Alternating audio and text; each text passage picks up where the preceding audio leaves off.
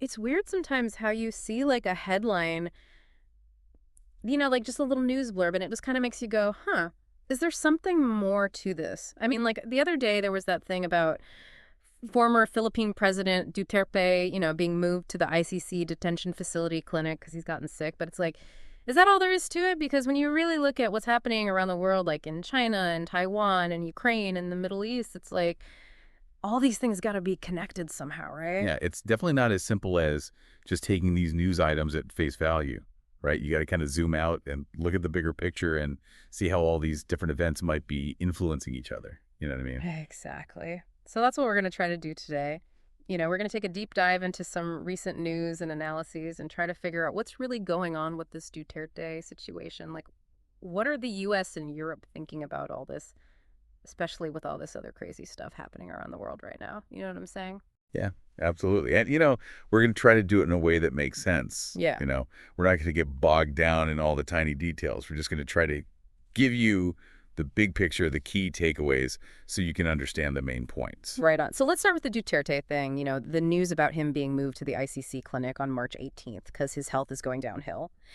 What's really interesting is that both the U.S. and Europe have been kind of quiet about it. It's not like they've said nothing, but they haven't exactly been shouting from the rooftops either. Yeah, that's definitely a little strange, right? It's like they're being super careful about what they say. Or maybe they just don't care that much. I mean, it's hard to tell for sure, but it definitely makes you wonder what their game is. It's like they're playing it close to the chest, right? Yeah. Like they're waiting to see how things play out before they show their hand, maybe. Yeah, exactly. It's all about strategy, right? Yeah. Like they're trying to figure out what's best for them in the long run. So to try to understand what their strategy might be, we got to look at what else is going on in the world, right? Like what's happening with China and Taiwan and the whole U.S.-China relationship. That's a big one. Oh, yeah, for sure. That's like the biggest geopolitical story of our time right now, Yeah.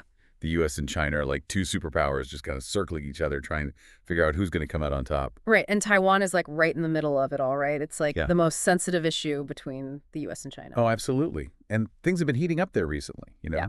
Like on March 17th, the PLA, that's Mhm. China's military, they sent a bunch of aircraft, like 54 of them, towards Taiwan, including some pretty serious ones like J-10 fighters and KJ-500 early warning aircraft. Yeah, and get this, 42 of them actually crossed the median line in the Taiwan Strait, Yeah. the unofficial border between mainland China and Taiwan. Oh, wow. Yeah, that's a pretty big deal, right?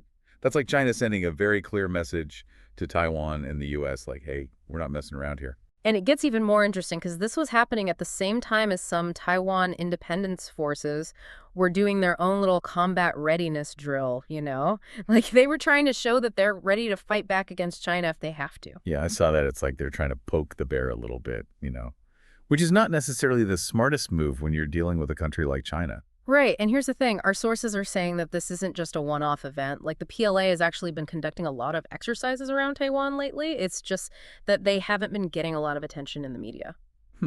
Interesting. So it's like China's been quietly stepping up their military activity around Taiwan, maybe trying to send a message without making too much noise. Exactly. And the interpretation here is that China's basically ignoring any past suggestions, like those from the previous U.S. administration about Taiwan being some kind of bargaining chip in the U.S.-China relationship. Yeah, that makes sense.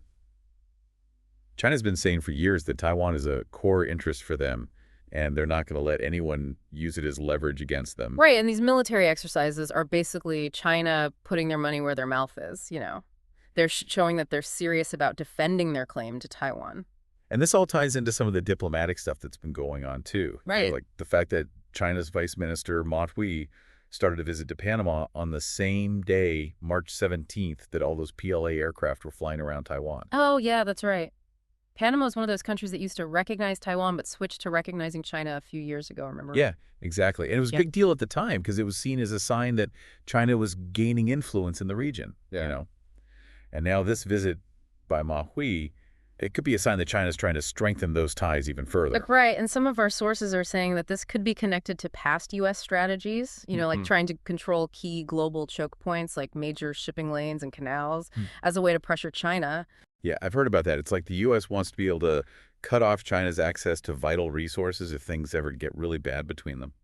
Exactly. And this visit to Panama by Ma Hui could be seen as China trying to counter that strategy, by strengthening their relationships with countries in strategically important locations. Yeah, it's all about geopolitics, right? Like Yeah. countries are always trying to position themselves in the best possible way to advance their interests. And speaking of U.S.-China relations, things aren't exactly going swimmingly right now, Like Yeah. former U.S. Treasury Secretary Paulson, he just went to China recently, but it doesn't seem like he made much progress. Yeah, I read about that. It sounds like the talks were pretty tense. Like Yeah. the two sides are still pretty far apart on a lot of key issues. Right. And some of our sources are even saying that the internal political situation in the U.S. might be a sign of how bad things are between the U.S. and China. Really, how so? Well, there's been some pretty weird stuff happening lately, Like Biden's pardon orders being reversed and security being canceled for his children, and even the release of Kennedy assassination files. Wow.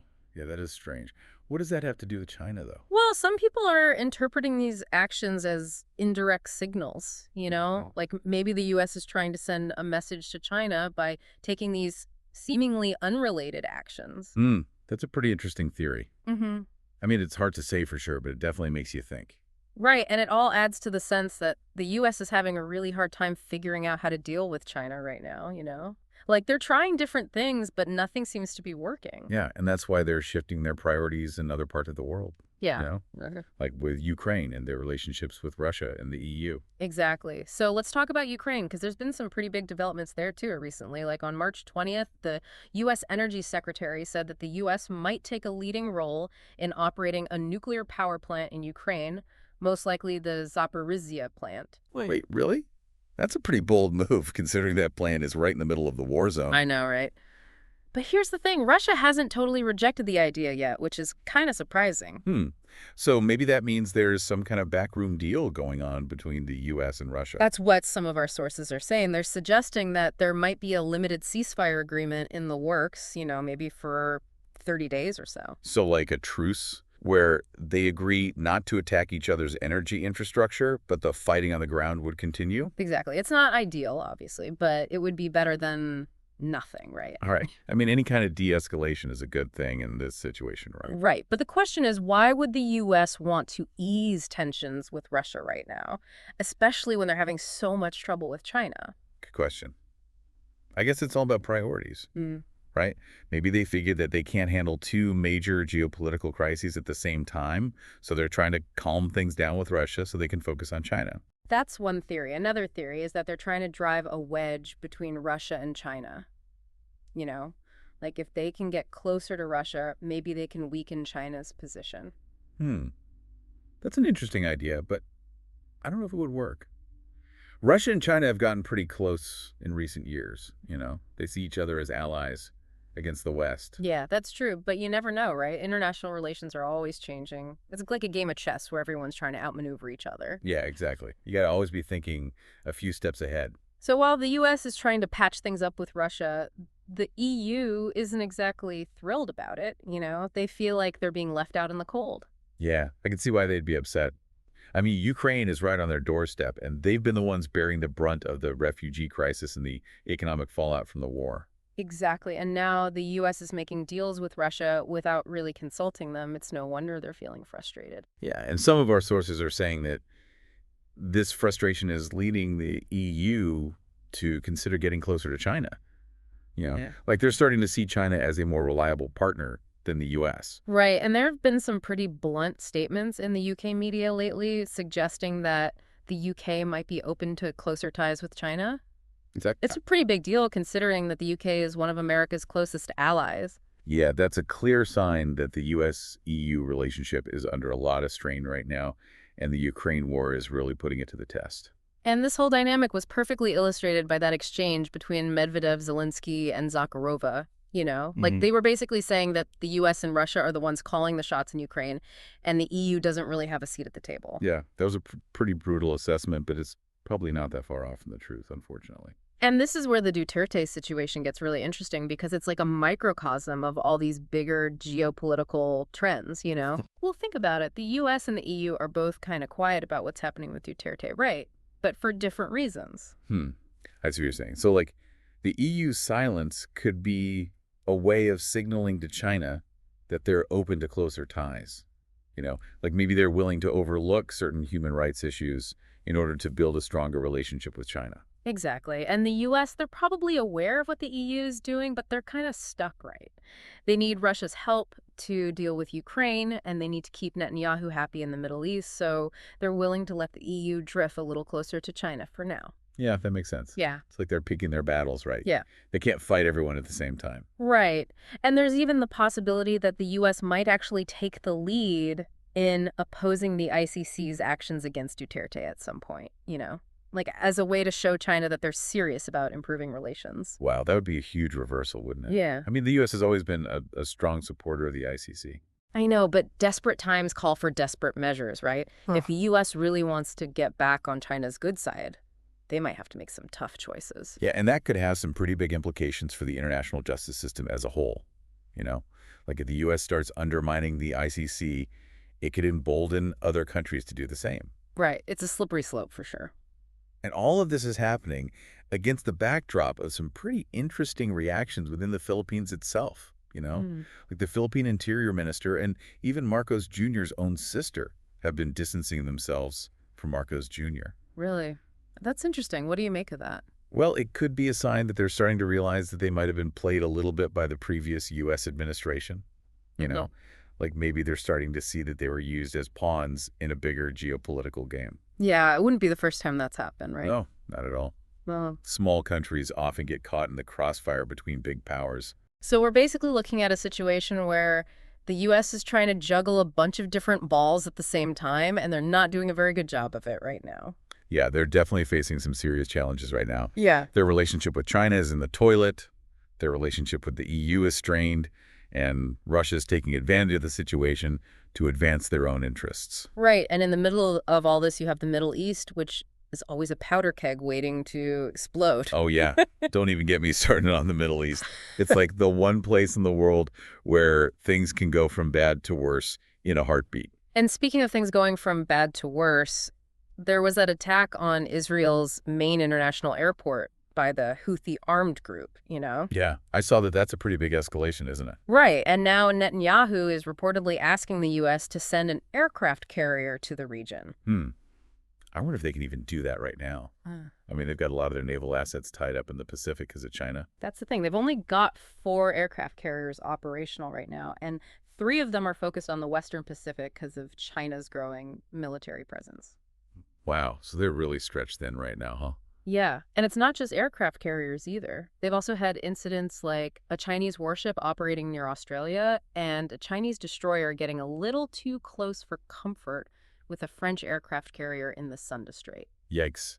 It's like China's trying to assert their dominance everywhere all at once. Right, and it's putting a lot of pressure on the U.S. They're trying to maintain their global military presence, but they're finding it harder and harder to do so.